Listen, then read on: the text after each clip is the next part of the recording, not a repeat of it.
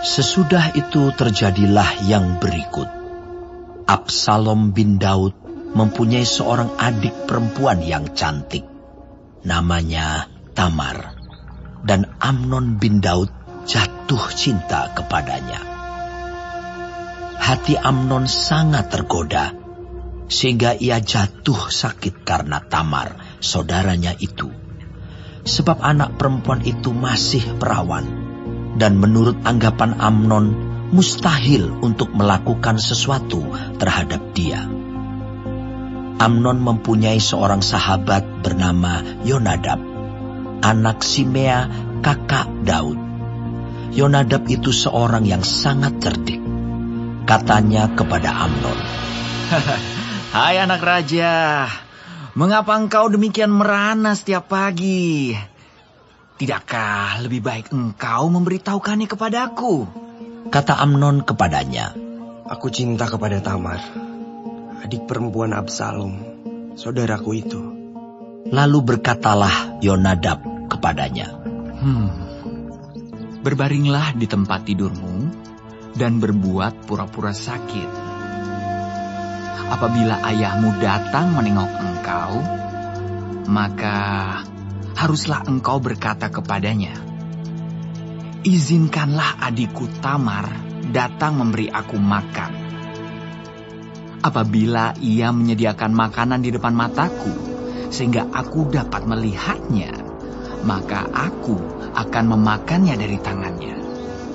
Sesudah itu berbaringlah Amnon dan berbuat pura-pura sakit. Ketika raja datang menengok dia, berkatalah Amnon kepada raja, "Izinkanlah adikku Tamar datang membuat barang 2 kue di depan mataku, supaya aku memakannya dari tangannya." Lalu Daud menyuruh orang kepada Tamar ke rumahnya dengan pesan, "Pergilah ke rumah Amnon kakakmu, dan sediakanlah makanan baginya." Maka Tamar pergi ke rumah Amnon kakaknya yang sedang berbaring-baring. Lalu anak perempuan itu mengambil adonan, meremasnya dan membuat kue di depan matanya. Kemudian dibakarnya kue itu. Sesudah itu, gadis itu mengambil kuali dan mengeluarkan isinya di depan Amnon. Tetapi ia tidak mau makan. Berkatalah Amnon, "Suruhlah setiap orang keluar meninggalkan aku." Lalu keluarlah setiap orang meninggalkan dia.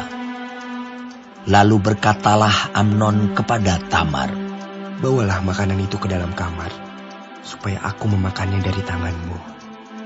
Tamar mengambil kue yang disediakannya itu, lalu membawanya kepada Amnon, kakaknya, ke dalam kamar. Ketika gadis itu menghidangkannya kepadanya, supaya ia makan, dipegangnyalah gadis itu dan berkata kepadanya, "Marilah tidur dengan aku, adikku." Tetapi gadis itu berkata kepadanya, "Tidak, kakakku. Jangan berkuasa aku. Sebab orang tidak berlaku seperti itu di Israel. Janganlah berbuat noda seperti itu. Dan aku, kemanakah aku bawa kecemaranku? Dan engkau ini, kau akan dianggap sebagai orang yang bebal di Israel. Oleh sebab itu, bicaralah dengan raja, sebab ia tidak akan menolak memberikan aku kepadamu." Tetapi Amnon tidak mau mendengarkan perkataannya, dan sebab ia lebih kuat daripadanya, diperkosanyalah dia, lalu tidur dengan dia. Kemudian timbullah kebencian yang sangat besar pada Amnon terhadap gadis itu. Bahkan lebih besar benci yang dirasanya kepada gadis itu daripada cinta yang dirasanya sebelumnya. Lalu Amnon berkata kepadanya, "Bangunlah, nyala." Lalu berkatalah gadis itu kepadanya, "Tidak, kakakku.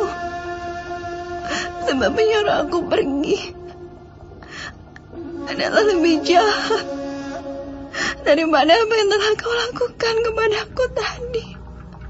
Tetapi Amnon tidak mau mendengarkan dia. Dipanggilnya orang muda yang melayani dia, katanya, "Suruhlah perempuan ini pergi daripadaku, dan kuncilah pintu di belakangnya." Gadis itu memakai baju kurung yang maha indah, sebab demikianlah putri-putri raja yang masih perawan berpakaikan baju kurung panjang. Kemudian pelayan itu menyuruh dia keluar, lalu mengunci pintu di belakangnya. Lalu Tamar menaruh abu di atas kepalanya, mengoyakkan baju kurung yang maha indah yang dipakainya, meletakkan tangannya di atas kepalanya, dan pergilah ia sambil meratap dengan nyaring. Bertanyalah Absalom kakaknya kepadanya, "Apakah Amnon, kakakmu itu, bersetubuh dengan engkau?" Maka sekarang adikku, diamlah saja. Bukankah ia kakakmu? Janganlah begitu memikirkan perkara itu. Lalu Tamar tinggal di rumah Absalom kakaknya itu seorang diri. Ketika segala perkara itu didengar Raja Daud, sangat marahlah ia. Dan Absalom tidak berkata-kata dengan Amnon, baik tentang yang jahat maupun tentang yang baik. Tetapi Absalom membenci Amnon, sebab ia telah memperkosa Tamar, adiknya. Sesudah lewat 2 tahun, Absalom mengadakan pengguntingan bulu domba di Baal Hazor, yang dekat kota Efraim. Lalu Absalom mengundang semua anak raja. Kemudian Absalom menghadap raja, lalu berkata, "Hambamu ini mengadakan pengguntingan bulu domba. Kiranya raja dan pegawai-pegawainya ikut bersama-sama dengan hambamu ini." Tetapi raja berkata kepada Absalom, "Maaf anakku, jangan kami semua pergi, supaya kami jangan menyusahkan engkau." Lalu Absalom mendesak, tetapi raja tidak mau pergi. Ia hanya memberi restu kepadanya. Kemudian berkatalah Absalom, "Kalau tidak, izinkanlah kakakku Amnon pergi beserta kami." Tetapi raja menjawabnya, "Apa gunanya ia pergi bersama-sama dengan engkau?" Tetapi ketika Absalom mendesak, diizinkannyalah Amnon dan semua anak raja pergi beserta dia. Lalu Absalom memerintahkan orang-orangnya demikian, "Perhatikan, apabila hati Amnon menjadi gembira karena anggur, dan aku berkata kepadamu, paranglah Amnon, maka haruslah kamu membunuh dia. Jangan takut. Bukankah aku yang memerintahkannya kepadamu? Kuatkanlah hatimu, dan tunjukkanlah dirimu sebagai orang yang gagah perkasa." Orang-orang Absalom memperlakukan Amnon seperti yang diperintahkan Absalom. Lalu bangunlah semua anak raja itu. Mereka menaiki bagalnya masing-masing dan melarikan diri.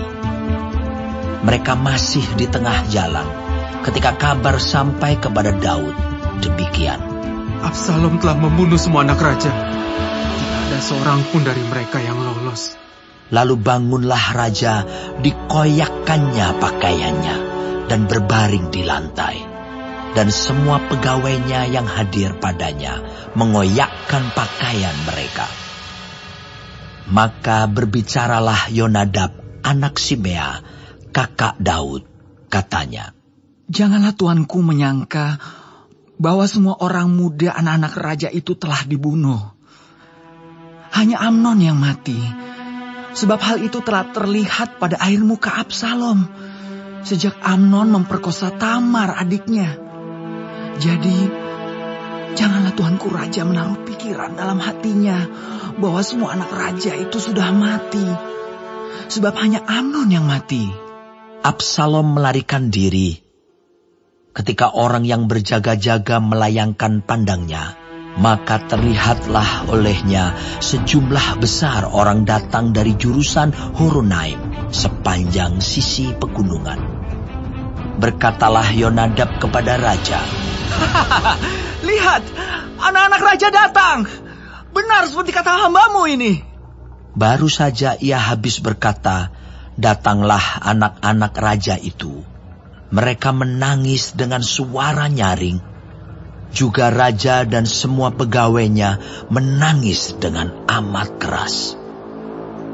Absalom telah melarikan diri dan telah pergi kepada Talmai bin Amihur, raja negeri Gesur.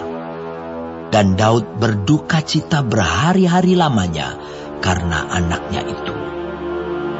Absalom telah melarikan diri dan telah pergi ke Gesur. Ia tinggal di sana 3 tahun lamanya. Lalu raja tidak lagi marah terhadap Absalom, sebab kesedihan hatinya karena kematian Amnon telah surut.